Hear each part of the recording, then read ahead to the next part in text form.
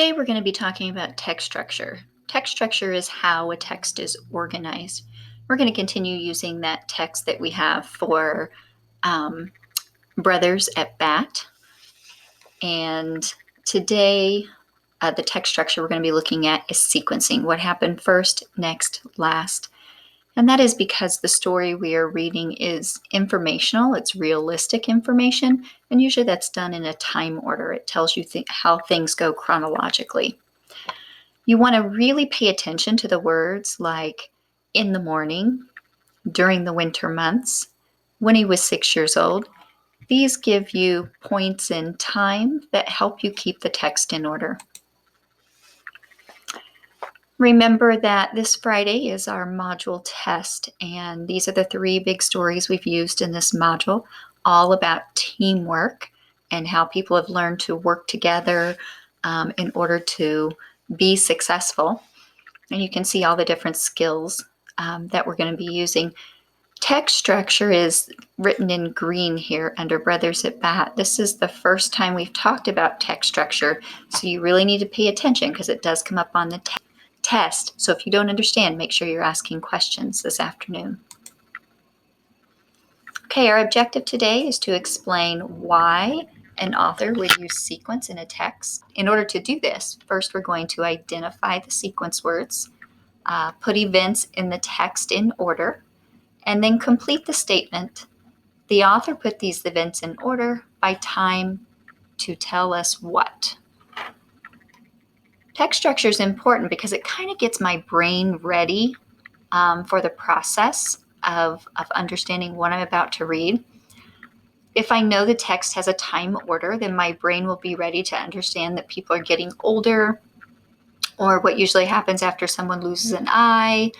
It just kind of helps me access the correct memory, so I'm making good connections. So again, your success criteria today is identify the sequence words. That's words like first, next, or in the winter, in the spring, words that give you order.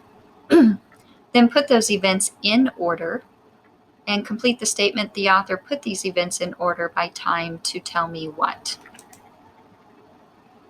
Okay, we're going to start at the beginning of the story.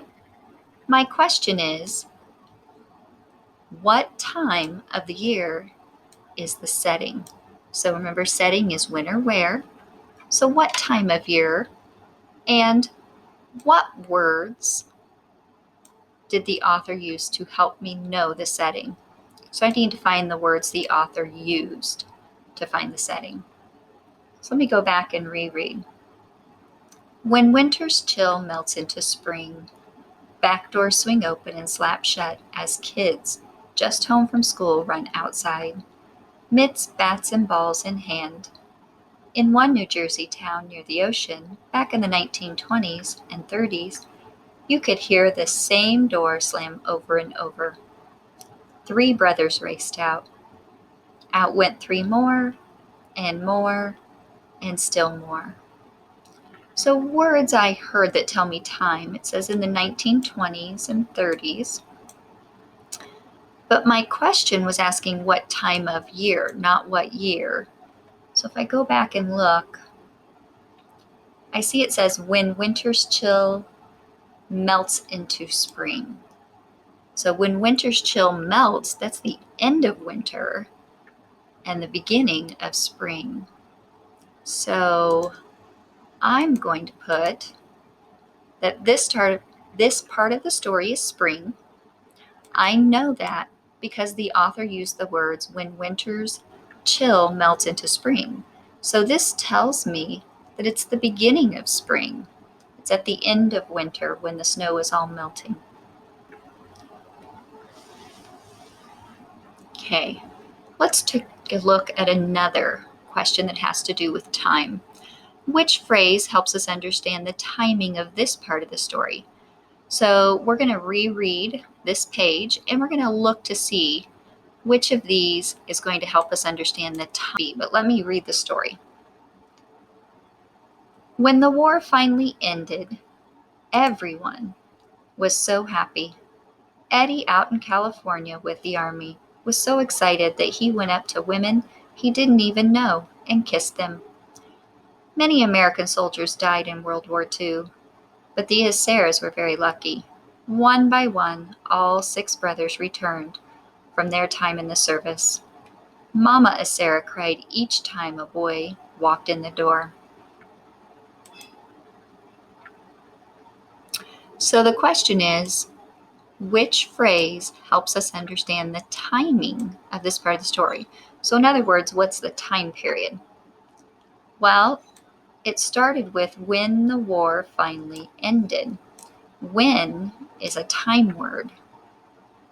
So when the war ended tells me it's at the end of the war. So that makes sense. It later talked about one by one, all 6 brothers returned from their time in service. But none of those are time words. It just says they are returning. So I know they're returning because it's the end of the war. So I'm going to say it's this when the war ended. So let me look for that answer choice. Everyone was so happy. No. When the war finally ended. Yes, this one makes sense to me. One by one. No. He didn't even know. Well, that doesn't make sense. That's talking about what he knows. So my choice is going to be B. Knowing that the war is over and the boys are home helps my brain get ready for what could happen next. Okay, now I'm going to ask you to switch to Pear Deck. So we're going to end the lesson here. You're going to click out of this lesson and go into your next, which is a Pear Deck that has your You Do pages.